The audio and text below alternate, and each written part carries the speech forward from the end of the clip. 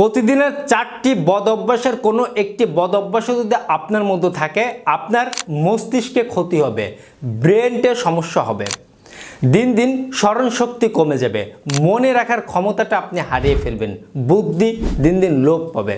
4টি বদ অভ্যাসের মধ্যে নাম্বার 1, আমাদের অনেকেরই মধ্যে সকালবেলার খাবারটাকে নাস্তা মনে করে অল্প কিছু দিয়ে, বিশেষ করে চা বা কফি বা বিস্কিট ধূমপান দিয়ে চালিয়ে দিচ্ছেন। সে সকল ব্যক্তিদের জন্য মস্তিষ্কে ক্ষতি হবে। অবশ্যই সকালবেলা পর্যাপ্ত পানি এবং পুষ্টি সমৃদ্ধ খাবার আমাদের গ্রহণ করতে হবে। নাম্বার 2, রাত্রে দেরিতে ঘুমানো এবং সকালবেলা দেরিতে ঘুম থেকে ওঠা, এই দুইটাই আমাদের মস্তিষ্কে একটা চাপ সৃষ্টি করে, এটা আমাদের মস্তিষ্কের জন্য ভালো না। নাম্বার 3, বর্তমান সময়ে বিভিন্ন স্মার্ট ডিভাইস, বিশেষ করে স্মার্টফোন অতিরিক্ত পরিমাণে দেখা বা ব্যবহার করা, এতে আমাদের মস্তিষ্কে চাপ সৃষ্টি হচ্ছে। এবং নাম্বার 4-এ আমি আলোচনা করতে চাই পেশাব আটকিয়ে রাখা। মূত্র আসলে দ্রুতই ত্যাগ করার চেষ্টা করবেন।